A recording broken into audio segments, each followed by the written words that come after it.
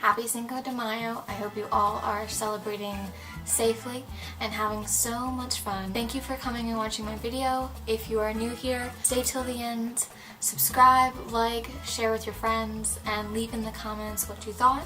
If you are a returning gem, thank you so much for coming back and supporting me a little more. If you have not watched my previous video, the link will be down in my bio. Definitely watch it because this will be an ongoing topic for a little while. My last video was honestly just a recap of everything that I've been talking about.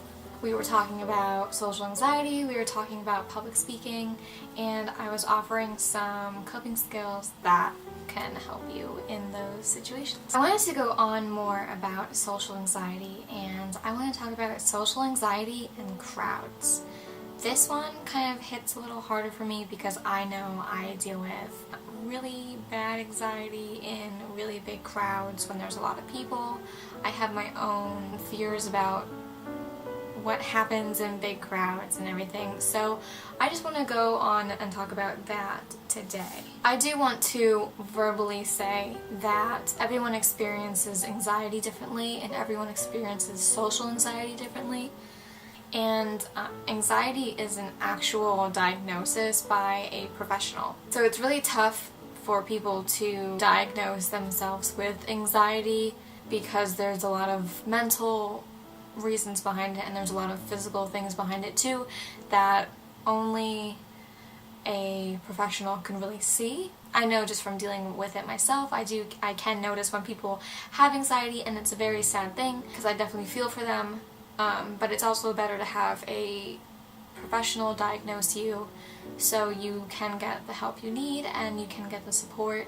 And if you need therapy or if you need medication, I for one I'm really big on therapy. I'm not a medicine person, but to each his own. But I do want to say, if you do witness or deal with any of these symptoms or deal with any of these feelings during situations that I will mention, I do advise you to get yourself diagnosed by professionals, because people who do deal with serious cases of anxiety like PTSD or OCD, because those can get extremely bad.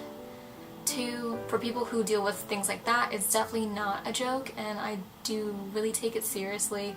If you do feel like you have anxiety or any type of mental illness, definitely get there's a bird outside my window and he's huge. Anyway, definitely get yourself diagnosed. So some of my points may be repeated just because some things just go hand in hand and you may experience similar things in different situations or vice versa. But one thing to say, do you experience any of your social anxiety in any of these situations? Talking to strangers, entering rooms, speaking in public, going to public bathrooms, making eye contact, going to parties, starting conversations. You might be okay with one over another, with one of these over another, so you might be better at starting conversations but not going into a public event, or you might be better at going to parties but not going to large events or anything like that. For me, I'm really good at having one-on-one conversations, but if I'm talking in front of a big group, that is a really big anxiety-ridden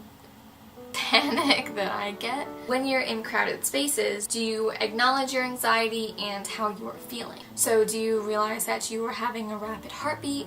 Do you have muscle tension? Are you dizzy? Do you have lightheadedness? Do you have stomach pains or shortness of breath? In these situations that you have, I would advise logging them down, making aware of your feelings and in what social situation you are in when you have these feelings, so you can acknowledge it and learn from it and realize when you might undergo some type of anxiety attack, or you might have some form of attack, panic attack, anxiety attack, anything like that.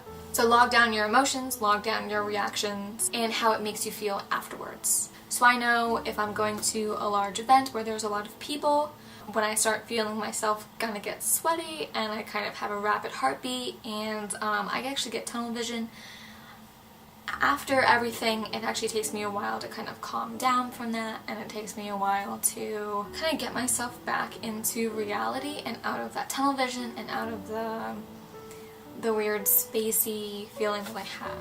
So I have some tips for you when you're in crowded spaces or you're in some type of social event. One, do not buy into your fears. That is a really big one for me. I try not to focus on what my head is telling me or what my anxiety is telling me. Definitely practice mindful awareness, so just be aware of everything that's around you, kind of open or look at everything in a broad spectrum and just kind of look at everything. So kind of look at everything in a whole. See like what's far away, see what's near you, see all the people around you, and just kind of become aware of your surroundings, because it kind of helps your mind feel at ease when you know what is already there. So doing this allows you to remain in the present and be aware of your surroundings. Another thing would be to bring along social support.